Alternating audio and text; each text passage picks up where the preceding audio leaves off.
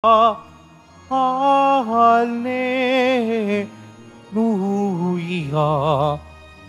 Hallelujah,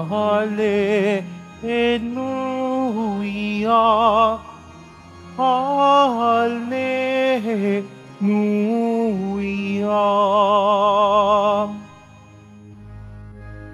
Ang salita mula sa Diyos, kapagisina sa loob, ay mamumunga ng lubos.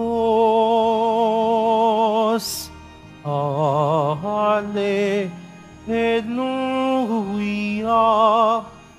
Hallelujah, Hallelujah, Hallelujah.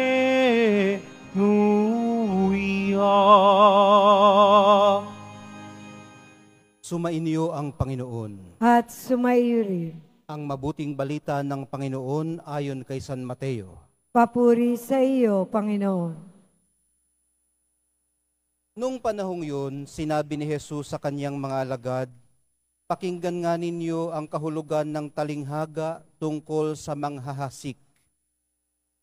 Ang mga nakikinig ng salita tungkol sa paghahari ng Diyos, ngunit hindi nakauunawa nito, ay katulad ng mga binhing nahasik sa tabi ng daan. Dumarating ang masama at inaagaw ang nahasik sa kanilang puso. Inilalarawan ng binhing nahasik sa kabatuhan ang nakikinig ng salita at masayang tumatanggap nito kaagad. Ngunit hindi ito tumitimo sa puso nila, kaya't hindi sila nananatili. Pagdating ng mga kapighatian o pag-uusig dahil sa salita, agad silang nanlalamig. Inilalarawan naman ng naghasik sa dawagan ang nakikinig ng salita, ngunit naging abala sa mga bagay ukol sa mundong ito. At naging maibigin sa mga kayamanan, anupat ang salita'y nawalan na ng puwang sa kanilang puso, kaya't hindi makapamunga. At inilalarawan ng naghasik sa matabang lupa ang mga nakikinig ng salita at nakauunawa nito. Sila'y namumunga, may tig 100, may tig 60, at may tig 30. Ang mabuting balita ng ating kaligtasan. Pinupuri ka namin, Panginoong Hesukristo. Magsiupo po ang lahat. Magandang hapon po sa inyong lahat. Sa kabila ng pananalanta ng baha, maluwalhati pa rin po tayong nakabalik sa Basilika ng Nazareno. Salamat sa Diyos. Ginugulita po natin ngayon sina San Joaquin at Santa Ana, mga magulang ng mahal na Birheng Maria, bali lolo't lola ni Jesus. Kung paanong winelcome nila ang mahal na Birhen sa pagdating niya sa kanilang buhay nang siya'y isilang, sa ganun din pong paraan sana wine-welcome ng lahat ng deboto ang inihahasik na salita ng Diyos sa kanilang kalooban. Kung paano nila pinalakit, inalagaan ang mahal na Birhen, sa ganun din pong paraan sana natin linangin ang salita ng Diyos sa ating puso hanggang sa ito ay lumago at mamunga. Ito po ang ipinararating ng mga pagbasa ngayon. Ipinaliwanag na rin po ng mahal na po ang Jesus Nazareno ang ginamit niyang talinghaga. Mapupulot natin doon sa kanyang paliwanag sa talinghaga na lagi po palang may choice ang mga napaghahasikan ng binhi ng salita ng Diyos. Ang iba ay pinipiling maging hindi interesado. Ang iba naman ay pinipiling maging interesado noong una pero sumasawa. At ang iba naman ay masyadong abala sa sarili-sarili nilang buhay para entertainin pa ang mga inaakala nilang karagdagan lamang na pasanin sa kanilang buhay.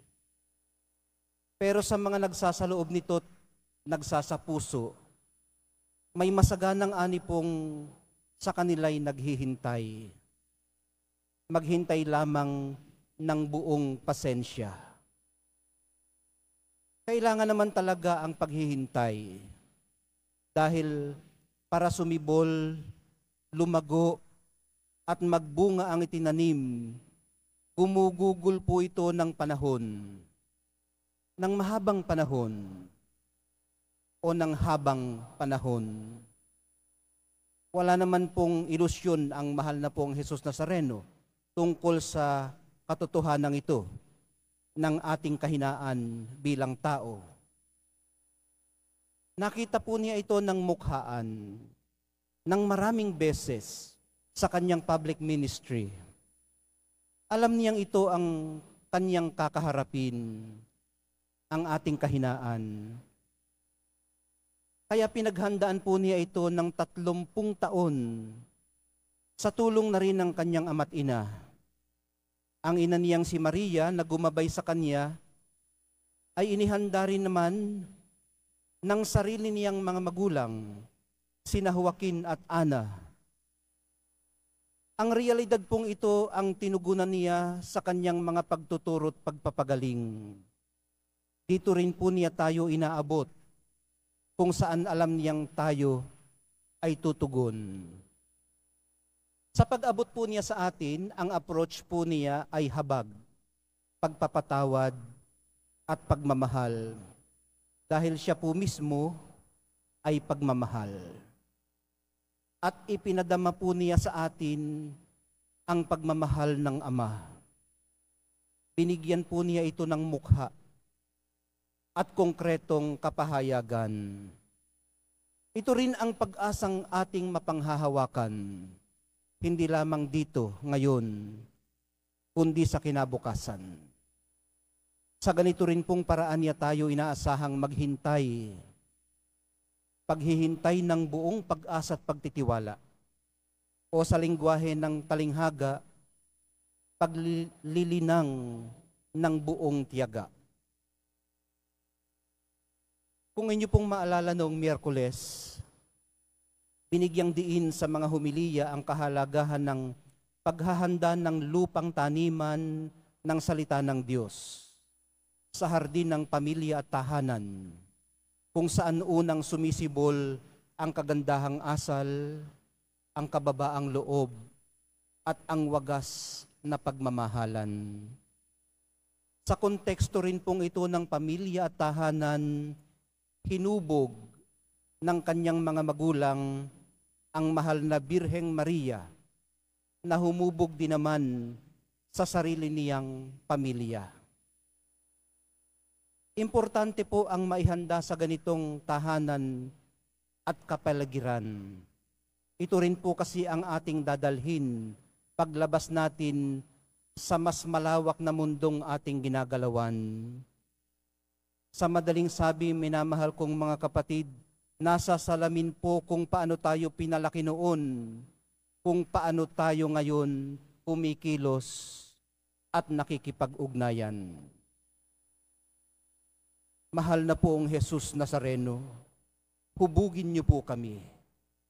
San Joaquin at Santa Ana, ipanalangin niyo po kami.